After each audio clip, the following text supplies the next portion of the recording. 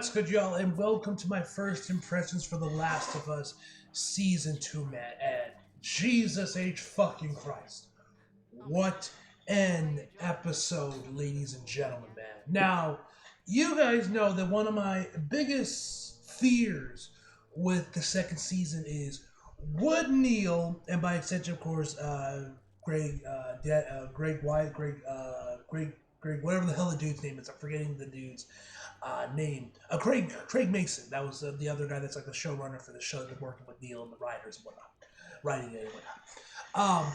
Would they take this golden opportunity that they have of taking a game or a sequel to a game that was very polarizing in terms of its story and go back and fix it, expand on the story, change certain details to make this the definitive version of this game's story and a better version of learning from your past mistakes and making the story and make the story of that game better in this show compared to the game? Would they listen to that criticism, the real criticism that they did get, or would they just keep everything the same, dig their, as Neil would say in like a video?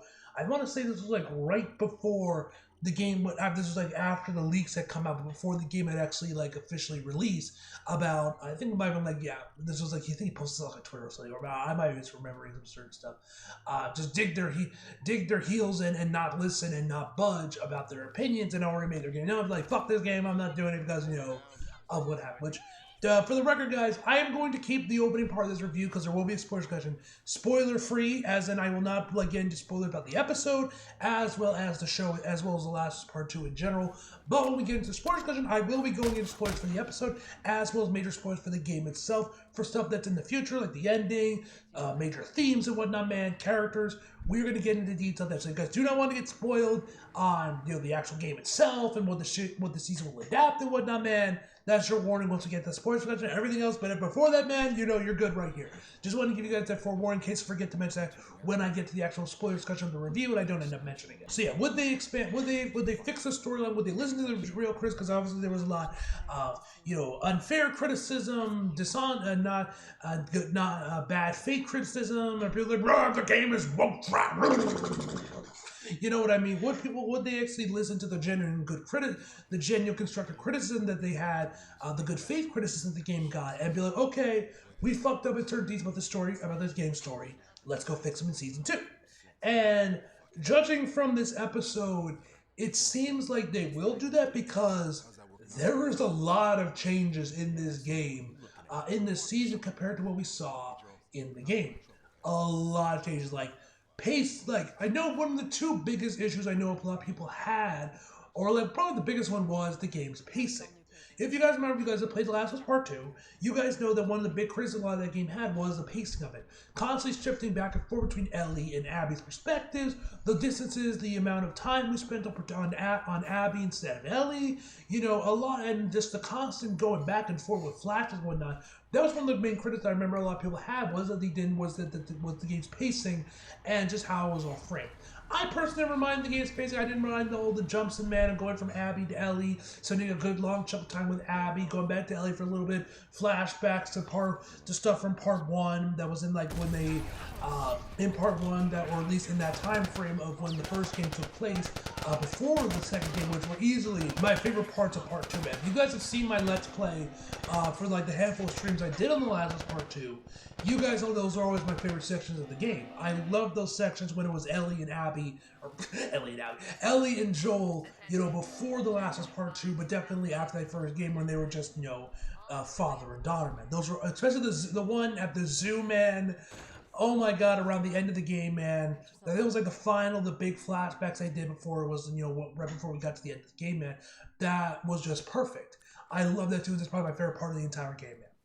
Another one I think a lot of people definitely had was the themes of the game. The theme of the game was being with, you know, revenge, the cycle of violence, forgiveness.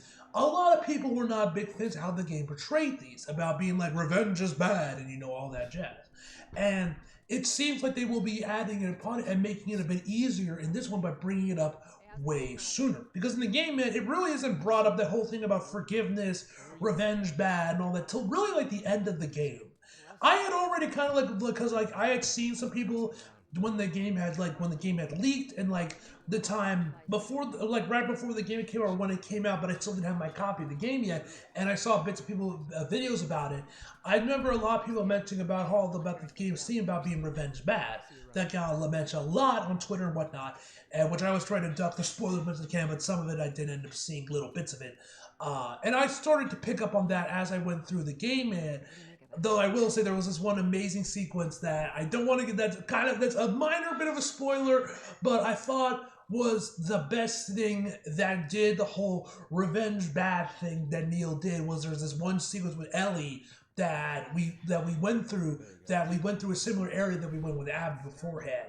Or no, we started with Ellie going to that in that section beforehand, and then we went backwards of Abby going through that same arena. That I thought was brilliant. I thought that was the best way, the best when Neil had portrayed his themes the way he wanted to portray the best. I think it definitely got muddied in certain aspects of the game. Like I said, I'm trying to be as vague as possible, but oh my god, I want to talk about this episode. But that where I think Neil got a little lost in the sauce, man, and didn't really hit the way he wanted it to in certain aspects of the game. But I think the show, in my long-winded rambling, I think Neil definitely learned, and by Craig Mazin learned from that, and they plan on bringing up the game's themes way sooner at the start of the show, because that plays a big part in what we see in this first episode with Joel's therapy session. But that is definitely going to be the major topic of the spoiler discussion, because oh my god, that sequence was that was easily my favorite part of the episode, man. And yeah. And if you guys follow me if you guys watch Toonami like I did, you will saw an extended part of the scene that was not in this first episode that aired on Toonami last night, that I'm assuming might be from the second episode, or it's going to be from a future episode that I'm very excited for, given how this scene, given what we saw in the first episode. We see the scene fully in that episode whenever that drops, for the little Toonami preview we got of it, man, which, oh my god. Whew.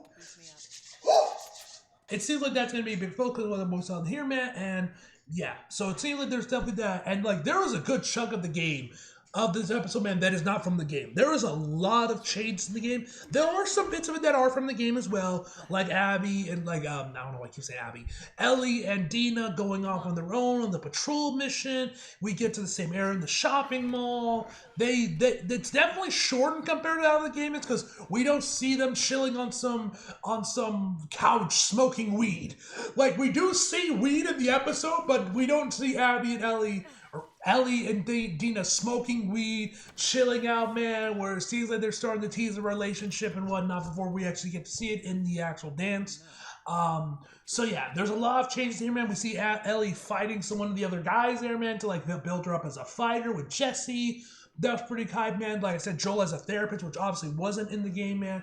Though, given obviously how the first part 2 had a lot of content from the game, because of course, the rush production schedule had and all that with the crunch and everything, I do wonder if some of this stuff was like stuff that Neil wanted to put in the game but had to cut out just for time constraints, and just the whole thing with the game's production. Because I remember I recently saw a video pop on my feed that was about the game's production, man, that said like every day 40 pages of story had to get cut out. I didn't watch the full thing. I only watched a little bit just to get on my watch history, so I can go back and watch it later. Which honestly, I might watch it while I'm editing this review. Honestly, go back and finally watch the video. And I still have yet to see the part 2 documentary as well. I want to go see that documentary, man, Grounded Part 2, but I haven't gotten a chance to see it yet.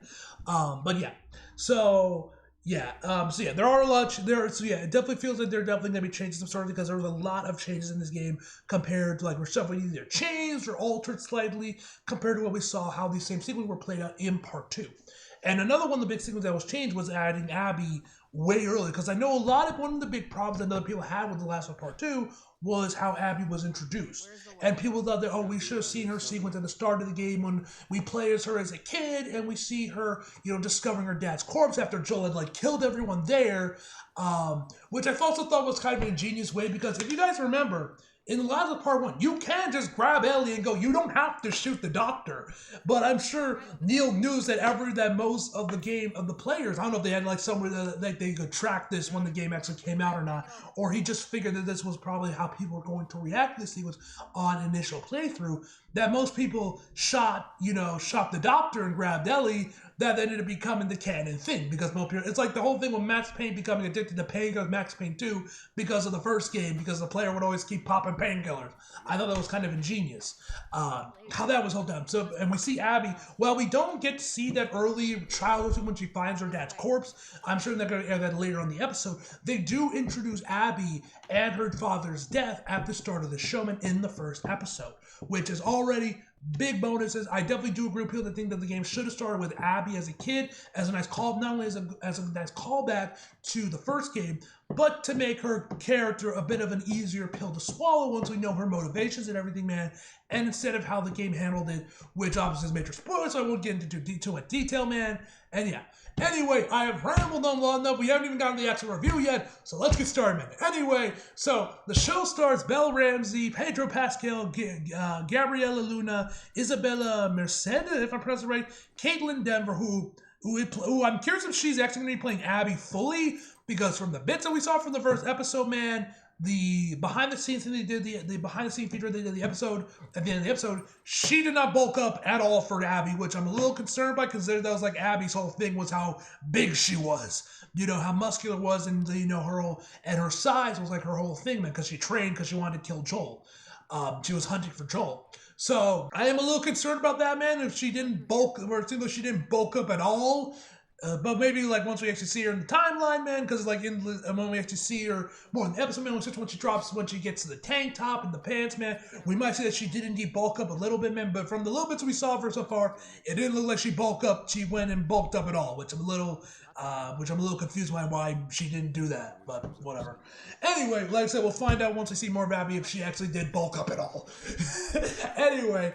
And many more. And the plot of season 2 is that I'm just reading the plot synopsis off IMDb for the first episode of season 2. 5 years after the events of Salt Lake City, now 19-year-old Ellie makes a discovery while on patrol with her friend Dina. Back in Jackson Hole, Joel seeks help to mend his relationship with Ellie. Now, once again, the cast is great, man. Belle Ramsey is phenomenal as Ellie. I know a big criticism was keeping her on for season 2 because she looks the exact same as she did in season 1. Craig Mason and I believe Neil as well would argue, oh, she's the same age as Ellie was in the first game, or the second game rather. And yes, she is, but she looks the exact same as she did in the first season. So I can understand why people wanted them to recast another actress that actually looked older because of that. But yeah, she's the same age as Ellie. Fair enough. She was great in season 1. I understand why they didn't want to get rid of her, because she was amazing, and she's once again amazing here, man. Pedro Pascal, once again, is brilliant as Joel, man. I love the sequence with the therapy session. Oh my god, that is like the highlight of the episode for me, man. We'll get more into that as we get later on in the episode, man.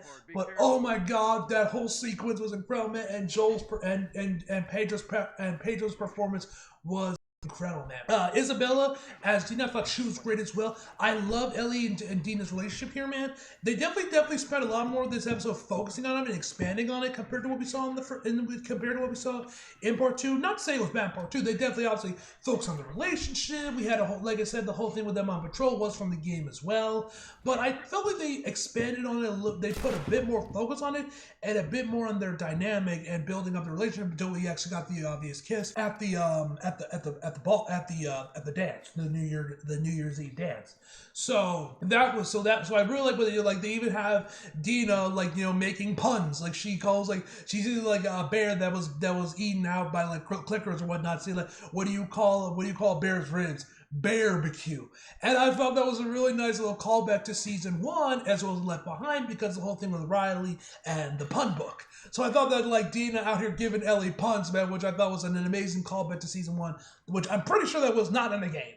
I'm pretty sure the pun was not in the game, and I like little stuff like that where they've been adding on to Dina and Ellie's relationship, man, just to make it that much better than how it was in part 2, man. I love the relationship here, man. The dance sequence is amazing. I love how it's like almost like the opening establishment is literally shot for shot the exact same it is in the game, man. I thought that was fucking awesome, man, that they did that. It's the exact same shot, man, and it looks amazing. And yeah, that whole sequence was amazing as well, man. I loved it. So, yeah, that was awesome, man. And, of course, we get the kids. And, yes, we do get to see the old guy calling Ellie a dyke. So, hopefully, next week we'll get bigot sandwiches. That's like, I'm probably the only person that actually really, I'm kind of surprised that line hasn't gotten, either been beloved by fans or got memed to death because people think it's stupid. It's just kind of been there. I feel like I'm the only person that has gravitated to bigot sandwiches, where that line has just stuck with me since I played the game. I really liked that. I thought that line about bacon sandwiches was so funny. So hopefully in episode 2, man, or maybe it's episode 3, depending on how they end up doing this, man, because episode 2 looks like it's going to be the big episode, man, and where we get, the scene, and we'll see if, we'll see if that episode gets review bomb, and everyone's like, fuck The Last of Us, I'm done with the show, and everyone drops it. Just like what happened with the game, man, when part 2 dropped. But we will have to wait and see on that, ladies and gentlemen, when that happens. But yeah, so hopefully, like I said, next week we'll get the bacon sandwiches, man. That would be pretty high if we got that, man, because I always really like that line. But, yeah, man. So, like I said, the therapy session was great, man. The cinematography, once again, is great, man. The makeup on the clickers looks amazing, man. Another sequence I also really like that definitely was not in the game, man, where you see Ellie and Dina communicating how to take out these 2 clickers that are inside the grocery store that they're in, which obviously was in the game as well. And they do this whole sequence for 2 minutes of them just miming to each other how they're gonna take these guys out, and they almost immediately lost me at what they were doing, man. But it was a really fun sequence, and and Bella and Isabel clearly have great chemistry together, man. And that sequence was proof of that, man. It was such a fun sequence. Even I was like, what are you 2 even saying at this point? I don't understand a word of what you're saying. Okay, what you guys are trying to say here, man. But yeah, man. I'm trying to think if there's anything else this episode that I haven't already talked about that I want to. But yeah, like I said, they introduced Abby a lot sooner, which I definitely appreciated. I do wish they did go fully on it and just start the game or start season 2 the same way we did season 1 with Abby as a kid finding her dad's body and everything, man. I would have liked to seen that, man, instead, but I'm glad they did give us a flashback of Abby when she did find her dad's body. She's with the rest of her crew, man, as she puts his Firefly dog tag over his cross on his grave, man. Either way, it's a great point. It is a great way of introducing her and giving us her motivation, and I think will make the pill of episode 2 for a lot of people a lot easier to swallow. We'll have to wait and see on that when, of course, the episode drops. But yeah, and I think that's about everything I can talk about without getting into spoilers, man. So I like as usual, man. I'll give you guys my final verdict, and we'll get into spoiler discussion. Like I said before, if you guys do not want to get spoiled, not only for the episode, but part 2 in general, leave. Anyway, guys, my final verdict for the first episode of Last of Us Part 2 is a 10 out of fucking 10, man.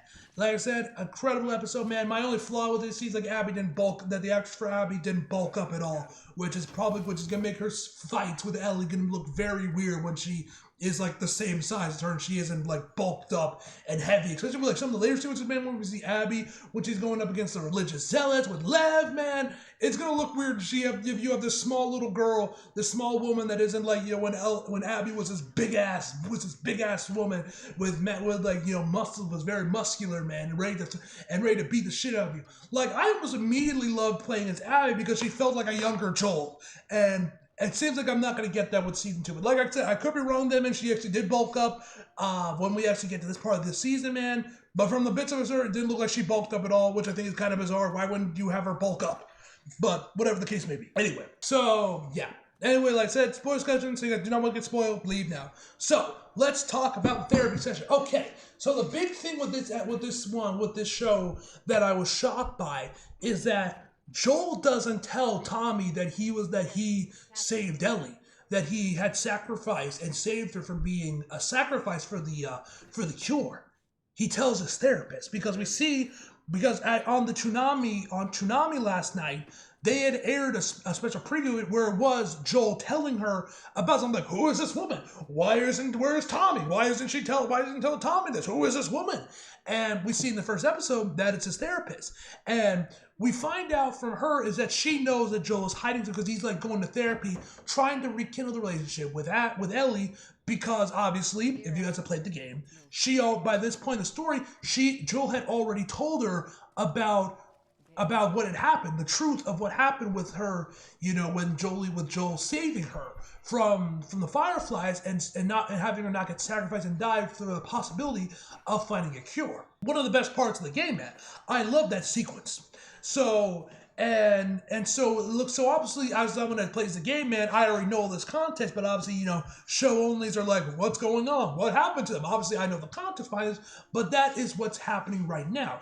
That is happening, that is obviously straining the relationship because obviously it would, because as Ellie said, her life was her life would have fucking mattered, and that was ripped away from her. That's her whole thing. That's sort of like the underlying thing with Ellie's revenge thing, is not only because Joel was taken from her, and she feels that she also has a leave of her life the meaning of her life being ripped away from her, and the meaning of her being able to forgive Joel. The opportunity to forgive Joel was ripped away from her as well by Abby. Which, oh my god, the ending of the game was so good. Bro, you guys know I mentioned this in my stream, man. I wanted to fucking cry when that sequence happened, and Abby and Ellie said that she wanted to try to forgive Joel, man. Oh, I fucking love this game. Oh man, that scene's gonna hit so hard. And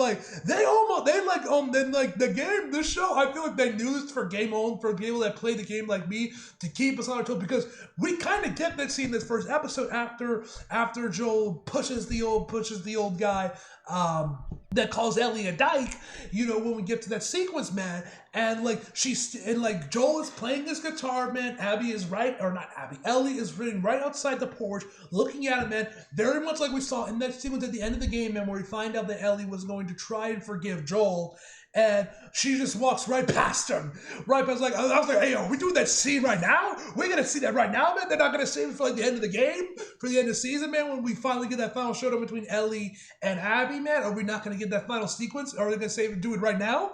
But then she walks right past him. It was almost kept keeping y'all on the toes, man. Y'all thought we were going to do it or something, man. I don't know.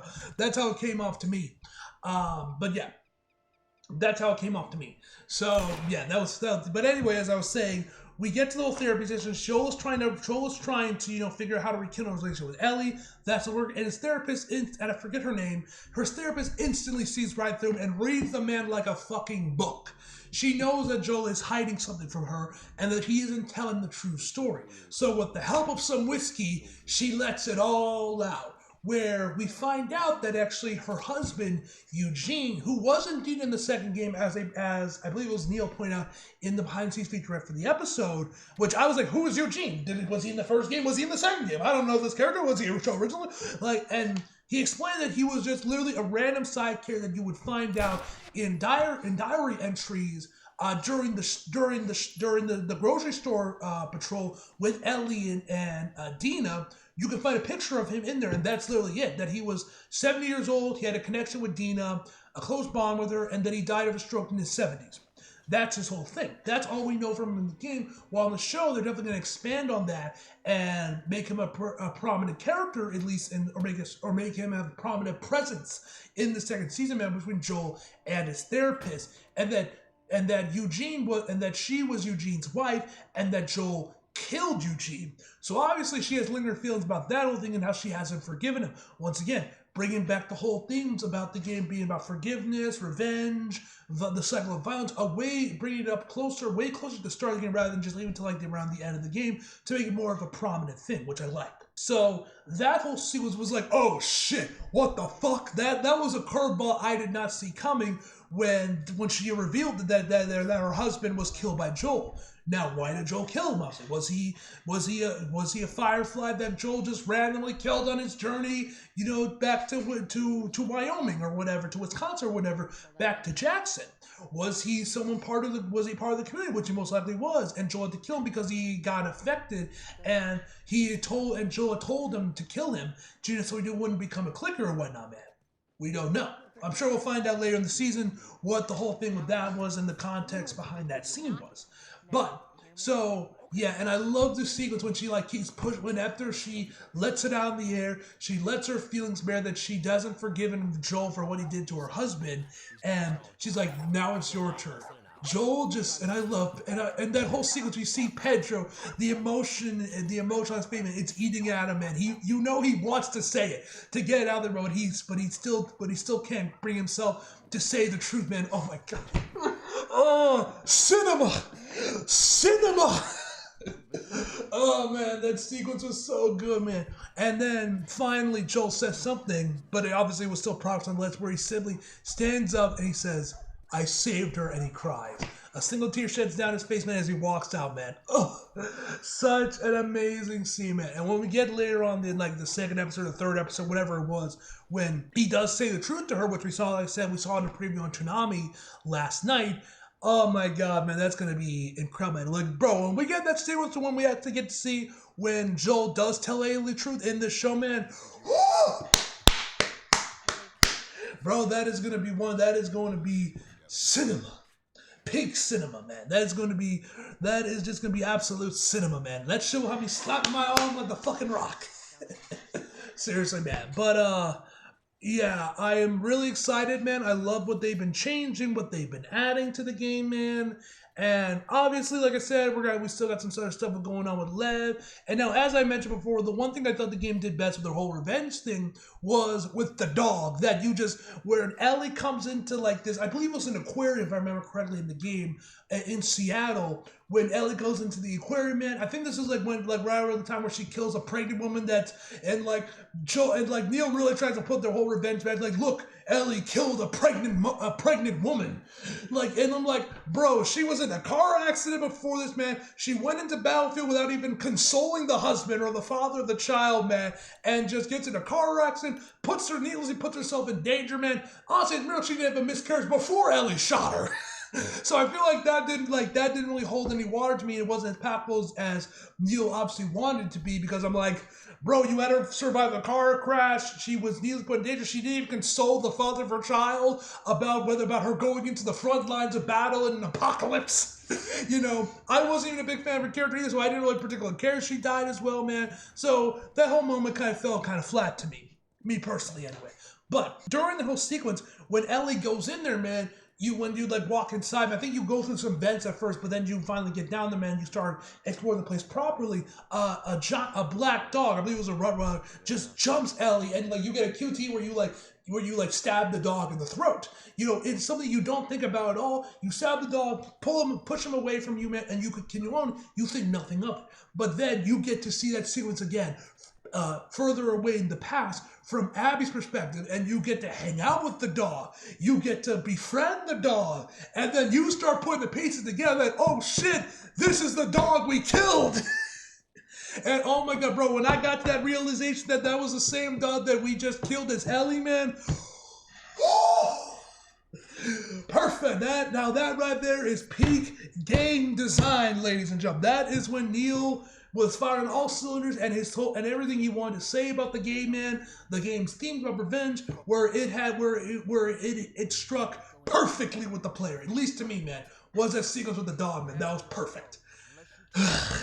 But yeah, man, like I said, I'm loving what they're doing, the changes of the game they did so far. Like having Ellie, it seems like there's going to be a big theme of this game, man, about the showman is Jesse training Ellie, which I believe was not in the game at all, where like she was seeing extra training about how to be a fighter and defend herself and whatnot and survive the apocalypse from Jesse, man, which is interesting, man, because I'm pretty sure, like I said, none of that was in the game as well. It seems like Jesse in general is going to have a bigger role in this game compared to how he did in the first and in Last Part 2, because remember in Last Part 2, he really didn't serve much of a purpose, man. There was the infamous sequence that was in one of the trailers where it was Joel in the trailers, man, but it was actually Jesse. You know, her and Dina have a kid, man, and like, you know, and then like Jesse, I'm pretty sure Jesse dies, and like Ellie and Dina are left to take care of the child of themselves, man, at the farm, and then Tommy comes back and be like, how dare you not finish the job and kill Abby, and she goes back there, man. We have this amazing sequence, this final showdown between Ellie and Abby, man. Lev is in there, man, which I'm excited to see how Lev is going to get introduced in this show, man. Because like episode 2, we will start to see the religious cult in the game as well as the WLF.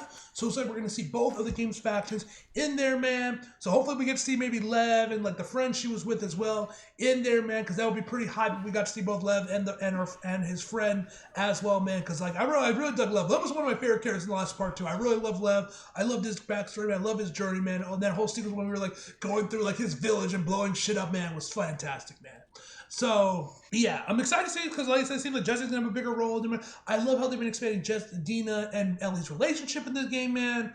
And it seems like this game will indeed be, they are indeed listening to the feedback from the game, man, and they do plan on enhancing it. They will make it better and make this the definitive version, and the definitive version of the Last Part 2 storyline, or at least made part of it, because like you said, I know a lot of people said like they're not gonna, that season 2, that there's gonna be a season 3 that'll adapt the rest of part 2, that season 2 isn't gonna adapt all part 2, which honestly makes sense because that game was pretty long, a lot of content in that game, man. It was very rich in terms of content and storyline with so many different plot lines, you know, the pacing and everything, man, going forwards and backwards in time, and there was a lot to that game, so I would not be surprised it got split into 2 seasons.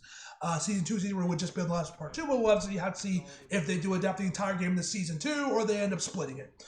But by the way, it does, like I said, they look like they will retain from the criticism of that game, and they do plan on making the game storyline better, learning from their mistakes, and making this a definitive version of the Last of Us Part 2 storyline, and what the game storyline probably should have been in the first place when the game had initially released. So yeah.